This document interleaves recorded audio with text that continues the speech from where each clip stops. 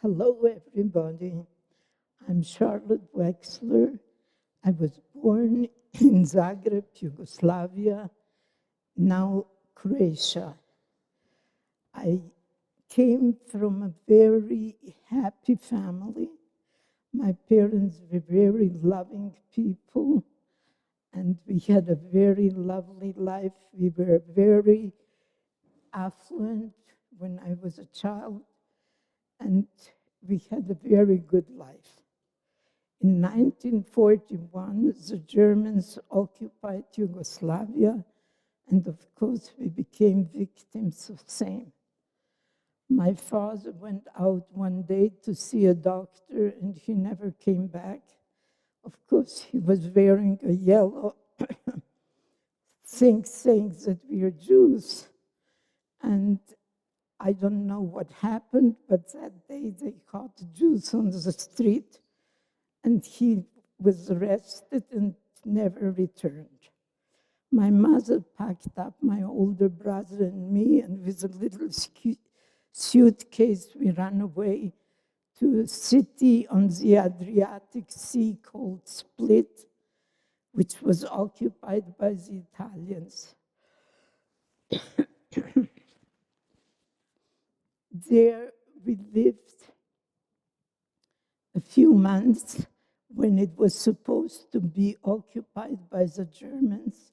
The Italians offered, excuse me, to the Jews, Yugoslav Jews, whoever wants to go to Italy, to be interned like a civil prisoner of war.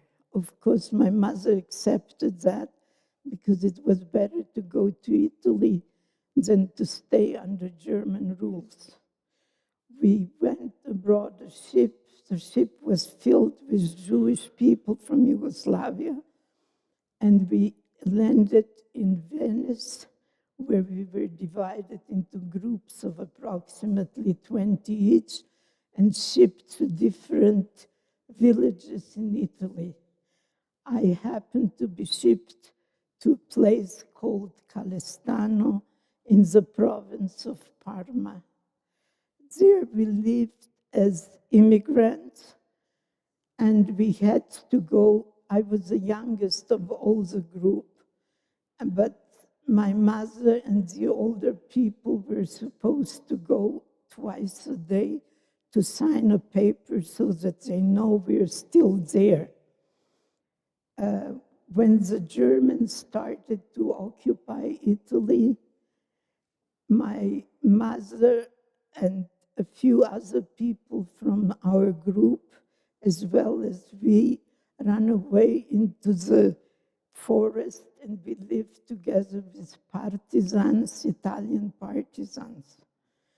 From there, we had a connection that wanted to help us go to Switzerland, since my parents had means before the war, and we had an account there. My mother took the occasion to go to Switzerland. Somebody must have talked.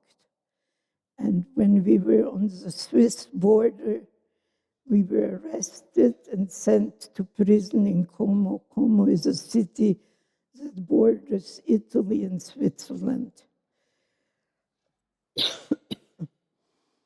From there, we stayed in prison a few days, and from there, they sent us to Modena. It was a hotel that they accommodated for the moment a few people to send farther to prisons.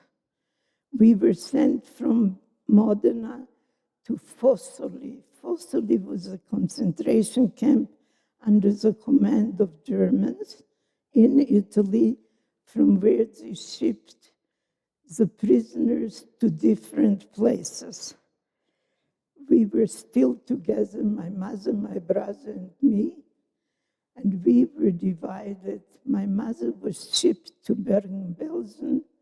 My brother was shipped to Buchenwald and later to Dachau, and I was sent to Ravensbrück. Ravensbrück was not exactly the nicest place to be. The food was terrible, especially when they gave us a soup of spinach that contained more sand than spinach, and when they gave us to eat potato peels, which were not, they were still very delicious comparing to the spinach. The beds, the sleeping quarters were not the nicest. We were in banks on 3 floors. Sometimes we were 2. If we were lucky, we were 2 in a bank. And if we were not so lucky, they pushed 3 of us into one bank. The food was, as I said, terrible, and we had to go to work. In the first few days, I worked in a coal mine. At that time, I was just a little girl of 13 and a half years old, but I worked in a coal mine. So later, they put me for 2 days, I worked in a garden where beautiful fruits and vegetables were growing, and I was hungry. So I made a big crime. I stole 1 tomato and I ate it.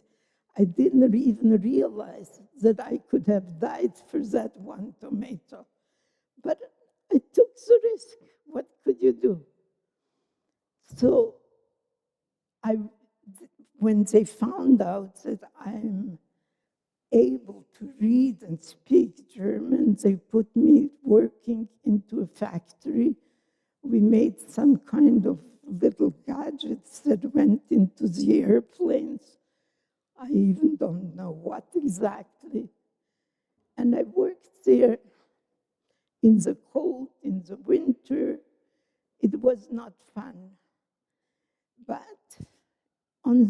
towards the end, my legs were I received a disease which was in blood, and my legs started to run pus and everything else that goes with it.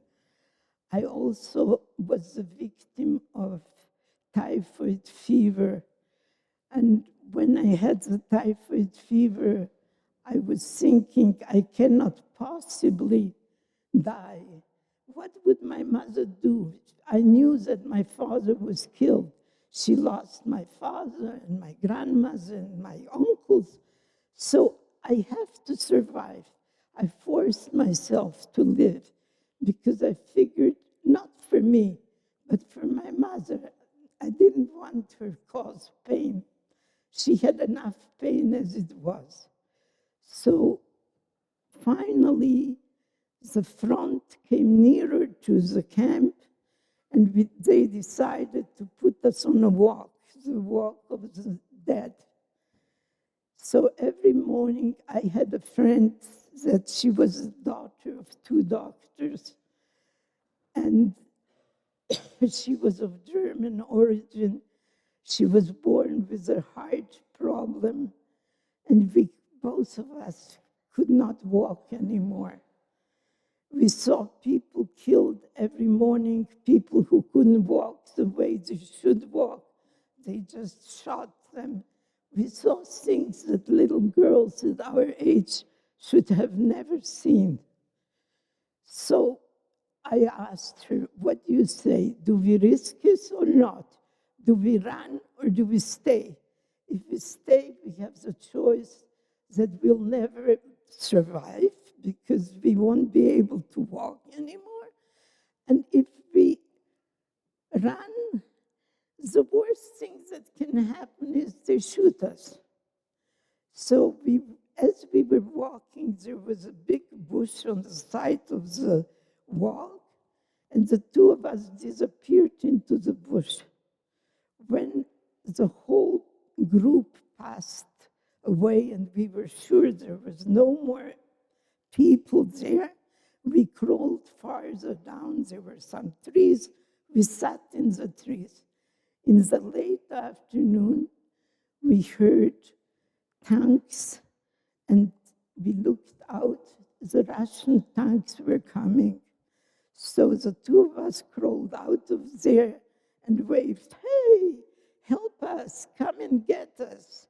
So a Russian officer made the sign, come, come. So we walked over there. As I spoke the Slavic language, I said to the Russian officer, why didn't you come and get us? So he said, my dear girl, the two of you were sitting on a mine field. We didn't want to risk our people to get exploded with you together. So it means that my destiny was to survive. So here I am, a survivor. I never spoke about it. The only reason I'm speaking now is because my two grandsons, Adam and Josh, talked me into coming here and talking to you. And all my children said, Mommy, it's time to say something. So here I'm telling you my story, and I hope you understand what people went through. Life definitely wasn't a picnic.